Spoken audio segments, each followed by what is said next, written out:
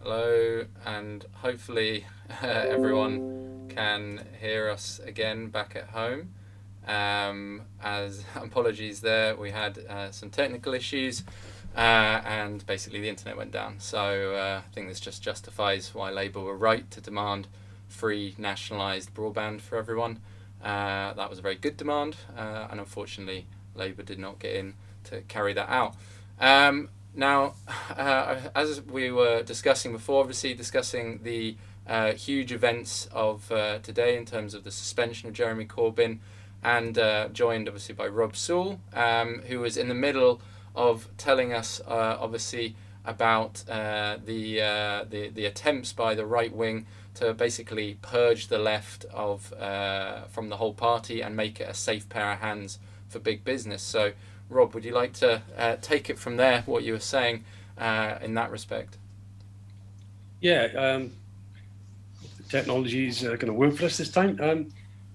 Yeah, well, it's quite clear, that the right wing, as I said earlier, they represent the interests of capitalism, and therefore they're very determined in what they want to do and have a clear message of where they want to go.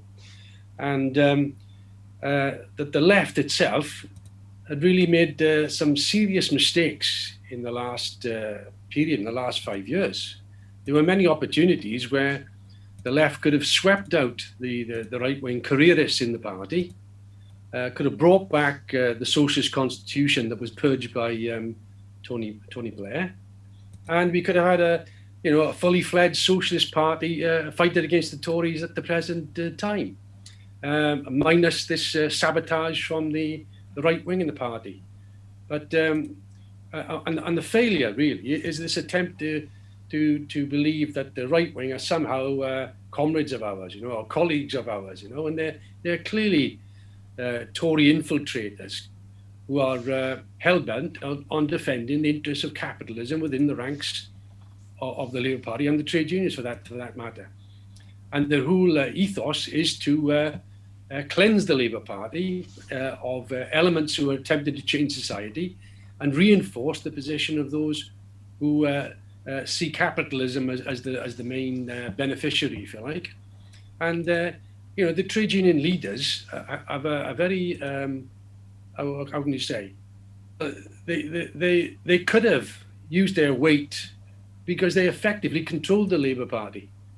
At Labour Party conference, 50% of the vote is determined by the trade unions.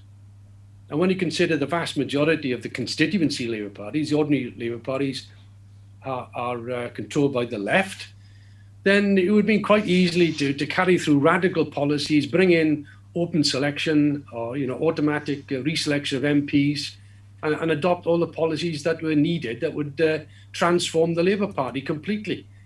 Unfortunately, they were interested in compromise.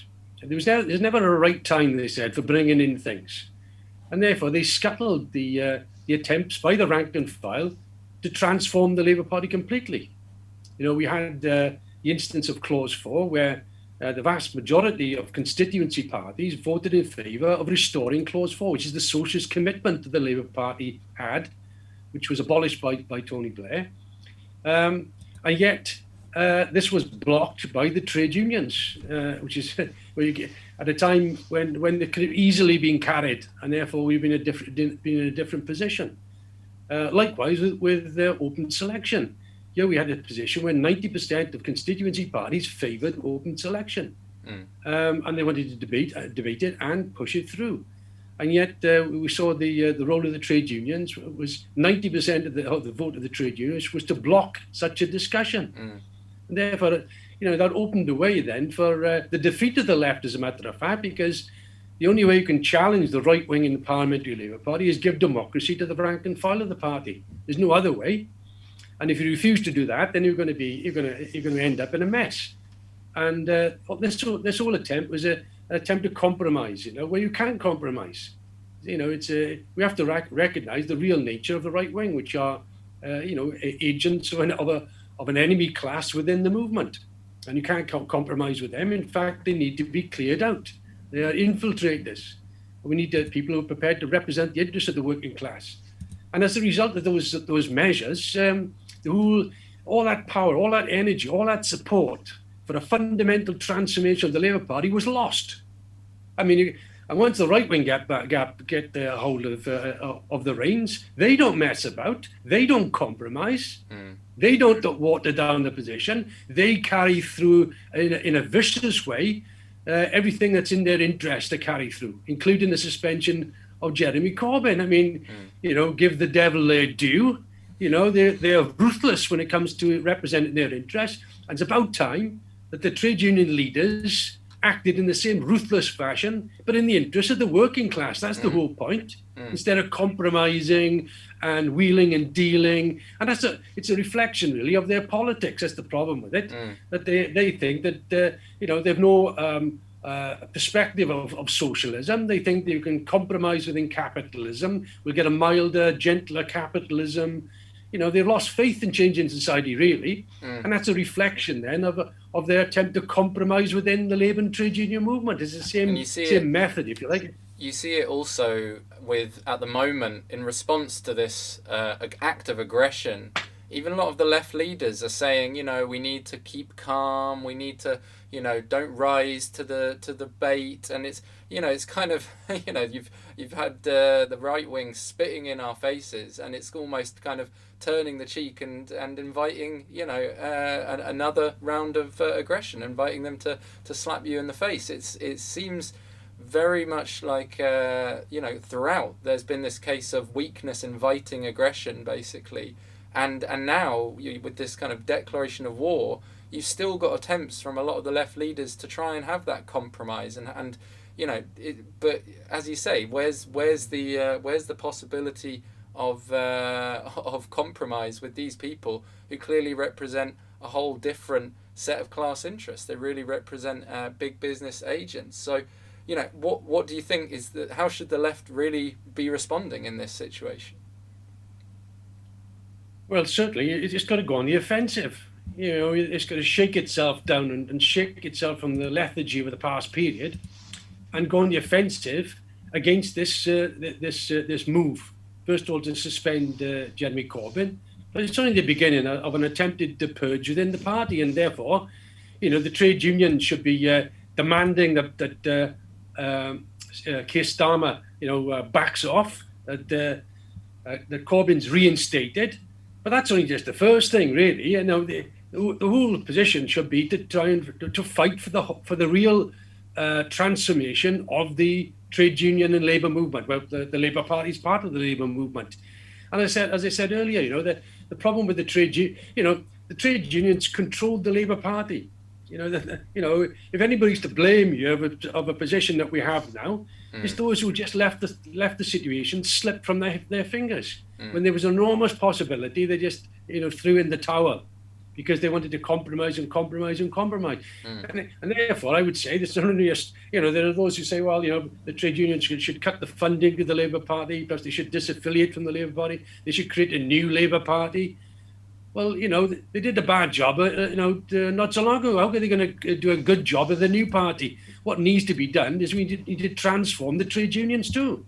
We need fighters in the leadership of the trade unions who are not prepared to buckle, not prepared to give in, not prepared to compromise, as well as in the Labour Party. We need lefts who've got a backbone, basically. We're prepared to fight all the way and not to make, to compromise with the right wing and placate the right wing, because all they're doing is stirring up aggression against the rank and file. They're showing weakness. That's the point, when they should be showing a strength and purpose. But that's a reflection, unfortunately, of their politics. The left in the Labour Party, there's some criticism, is they're very woolly when it comes to socialism and very woolly when it comes to their political aims. And, again, they're Keynesians, they want to sort of, patch up capitalism. And they don't, well, yes, socialism perhaps in the distant future may be, when they should be saying, look, this is the deepest crisis of capitalism over 300 years. That the working class is facing the greatest attacks on its living standards and conditions that we have ever seen. Now's the time, surely, to fight for the ideas of a fundamental change in society, of socialism. It's never been more relevant. And yet, they're skirting around the edges, or perhaps can we tinker a bit here? Perhaps you can borrow some money here, and so on. Rather than understanding, we need a root and branch riddance, if you like, of the capitalist system itself and bring about a socialist planned economy. Until you have leaders who are prepared to fight for that, that gives you a sense of purpose, a sense of understanding where you're going, rather than an attempt to patch up capitalism, and all that goes with it. And that's what we have to fight, in my opinion, for a change in the labour and trade union movement, a fighting for a Marxist tendency that's prepared to go to the end. You need leaders who are going to fight all the way, not to make compromises or deals or are not prepared to fight in the way that's required. And capitalism will not automatically vanish from the scene. It has to be overthrown, and you have to fight to change society. And that requires class fighters in the trade union movement and class fighters in the leadership of the Labour Party. We're not going to make any concessions to the right wing. This is not a broad church that we're interested in. Yeah. We're interested in a socialist party that's prepared to fight for socialism, prepared to put itself at the head of the working class, to defend its interests and fight for an alternative society in a big way. And, unless we have that, you're going to have, you're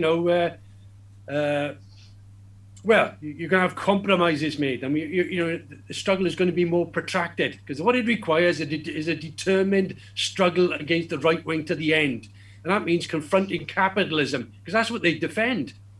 And that means the only alternative is a socialist program in order to galvanize the working class, to galvanize the labor movement against the right wing, who are defenders of capitalism. So everything can be clearly posed and clearly explained, rather than, we're all in it together and unity of our. We don't want unity. We don't want a false unity. How can you have unity with people who are going to, as I said, stab you in the back, who are going to fight you, sabotage you all the way along the line? And look at this report, given by the Equalities Commission. Didn't mention the sabotage that took place in the report that was leaked. Was it in February? I think it was. 800 pages of emails detailing word for word the way in which the officials in the Labour Party headquarters sabotaged Corbyn, sabotaged the election campaign, engaged in racism and misogyny and all the rest of it. Nothing is said about them. They're all there. They're sitting pretty. And in fact, only thing I would argue was, why wasn't that report made earlier? Why was it made after Corbyn had left? They were defeated in the election and Corbyn had resigned from the leadership. This should have been made available 2 years ago, and it should have been used to clear out these people and then wage a fundamental struggle to transform the Labour Party, bring a black cause for, giving the democracy to the ranks and so on. And that's the fault of the leadership. What else can you say? Yeah. Of course, we are in favour of fighting the right wing, and we will support the left, over the right. But we want, people who are in the leadership who are going to really conduct the struggle and not, compromise with capitalism and think there's a way out under capitalism, there's a prettier capitalism, which doesn't exist at all. And therefore, yes, it's a battle. It's this declaration of war. That's what it is. But it's just a new stage in the war, isn't it? This has been an ongoing civil war for the last 5 years. It's just that the right wing have taken the initiative. They've regained control, but they're not fully in control. They've retained the parliamentary Labour, the leadership. Now they want to purge, the vast ranks of the party. That's a different matter altogether. It's easier said than done. But if you're going to be passive, then they will carry it through. It's got to be a struggle, in order to the end, basically. So to fight and fight and fight again, is in the words of Hugh Gateskill, to rid the party of those pro-capitalist apologists and transform it into a socialist party. That's the only way you're going to end this situation, and that would inspire millions of people actually up and down the country, because the reason why Corbyn was undermined fundamentally was he was being stabbed in the back every single day. These right-wingers rushing to the press, rushing to the media, discrediting Corbyn, discrediting the whole party itself. That's how we ended up in the mess we're in. And that can, there must be lessons, surely, drawn from this. We can't repeat this mistake. So, Rob, the lessons are that there cannot be any compromise with the right wing. That we must fight on bold socialist policies to eradicate capitalism as the only solution to the working class itself, and bring back the democracy in the party. So we can elect, democratically elect representatives who are going to be fighters in the interest of the working class, including people who are not on salaries of 80, 90,000 pounds, which is way out of the league of ordinary working people. They should be on the salary of a skilled worker's wage, and this is going to be carried into not just the Labour Party, but the trade unions. I'm glad to see that Unison's having an election where Paul Holmes is standing as the left candidate, who again has pledged to stand on a worker's wage if he wins the General Secretary's position. That's the kind of sacrifice you need. That's the kind of leadership you need. And if that is the case in Unison, by the way, because that's been a union on the right wing in the movement for a long time, that'll be an earthquake in the British Labour movement. So I think you have to be careful as well. There's a lot of pessimism around, oh, well, what's happening? Look, there's a fundamental change in the objective situation. This crisis is getting deeper and deeper. It's going to shake up consciousness of the working class and all classes of society, as a matter of fact. It's going to turn the trade union movement upside down. Therefore, there's not going to be this kind of quiet life in the Labour Party for the right wing. This is not the 1950s when they could give reforms. They can't give reforms. It's counter reforms, and therefore there's a crisis of reformism.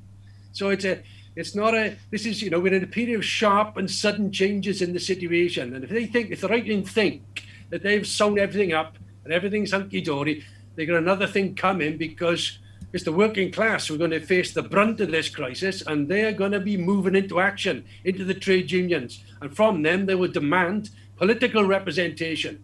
And that means a fundamental change in the Labour Party itself. So, there's big struggles coming. This is just the first of them, really. And, absolutely, we got to get cracking, and we got to fight this attempted purge in the Labour Party. No two ways about it. But there's a bigger battle as well to transform the labour movement, arm it with a socialist programme, and basically transform society itself. And that's where Marxism comes in, insofar it allows us a clear perspective. It allows us a clear programme to understand. And we're prepared, to go to the end. You cannot just compromise on this. And that's why, we have to say that the key task is also to build the forces of Marxism in Britain and internationally for the events that are coming. And there are stormy events coming, revolutionary events coming. And therefore, I would say we mustn't be pessimistic, but look to the future. There's no basis of hope on a capitalist basis. And millions will be looking to transform and change the society. And we have to be prepared for that and understand it's going to be a transformation, a retransformation of the labour movement in that coming period, in which Marxism can play a very important role. And therefore, I hope you will help us in that regard by joining us and preparing the ground for these events that are coming. Well, thank you very much, Rob. I think that's a good place to end it for tonight. A very inspiring call to arms, really, which is what we need right now. No weakness, no more compromises. We've really got a war that's been declared here, and it's a no holds barred battle. I think really, the gloves are off, and I think you've really inspired, hopefully, activists out there to get out there and fight, to get organised, and as you say, most importantly, to join Socialist Appeal, the Marxist Voice of Labour and Youth, in that fight for a socialist Labour Party and for a socialist world. So thank you again for joining us, Rob, and I'll see you hopefully again soon on Marxist Voice. And for all of our viewers at home, as I said, please follow us on the YouTube channel and on Facebook to get the regular updates, as well as obviously our podcast, Marxist Voice, which you can get from all major platforms. Thanks very much for joining us tonight. I hope you're equally as inspired as I am to get out there and fight the right. We'll see you out there on the barricades, comrades. Thank you. Have a good evening.